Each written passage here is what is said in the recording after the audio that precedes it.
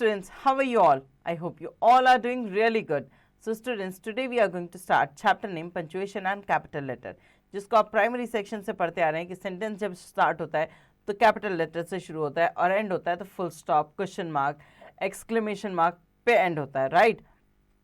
सो यहाँ पर भी हमें इस चैप्टर में यही सारी चीज़ें बताई गई होंगी. चलिए एक बार और रिविजन कर लेते हैं. Read the sentences given below. Deepu, Rajan and Manika study in DAV public school, full stop.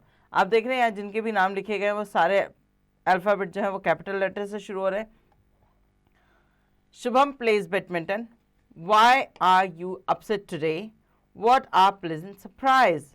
You must have observed that some of or the other mark of punctuation has been used at the end of each sentence to convey the desired sense. We use full stop to indicate the longest pause at the end of an assertive or imperative sentence.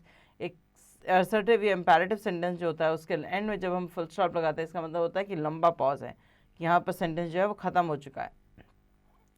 Example, oceans are full of water. Sentence ख़त्म. ठीक है, ये full meaning दे रहा है आपको. Assertive sentence है. Don't make a noise. ये imperative sentence है. Don't make a noise. शोर मत मचाओ. Number 2, we use the comma to indicate a shorter pause and to separate a series of words of the same part of speech. ठीक है, कई बार एक जैसे हम जब फ्रूट्स के नेम लेते हैं एप्पल, मैंगो, बनाना, तो ऐसे नहीं एक सेंटेंस की तरह नहीं बोलते ना, इसे स्टॉप ले लेके बोलते हैं, तो हम इसमें लगाते हैं कॉमा ताकि हम ये बता सकें कि ये चीज़ें जो हैं ये एक दूसरे से अलग हैं. Okay, now example, the students visited Jaipur, Udaipur and Mount Abu. My mom bought apples, oranges, bananas and grapes. ठीक है, तो यह जो बहुत छोटा सा पॉज जहाँ लेना होता है वहाँ पर हम उसमें कॉमास का इस्तेमाल करते हैं. We use the marks of interrogation at the end of the question. जब हम क्वेश्चन पूछते हैं, क्वेश्चन किसी तरह का भी होता है तो उसके लास्ट में हम इंटरोगेटिव साइन लगाते हैं जिसका मतलब है question mark. Okay, example, have you taken your dinner? When did you visit England? We use the mark of exclamation, एक लंबी सी लाइन और उसके बाद एक dot, at the end of an exclamation sentence that express some sudden feeling of joy, shock or surprise, etc. Example, what a beautiful painting. Number 2, how lucky the boy is.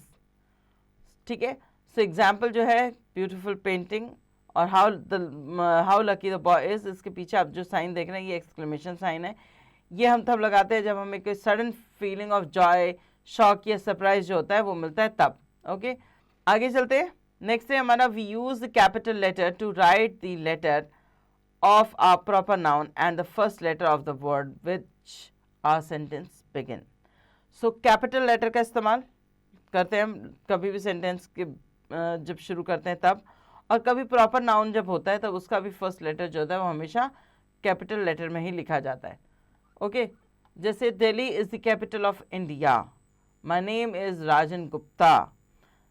Now last one is the pronoun I is always written in capital letter. So I जो pronoun है वो किसी sentence के बीच में भी आप हमेशा capital letter में लिखेंगे, वो स्मॉल लेटर में नहीं लिखा जाता. Example, you and I will watch a movie.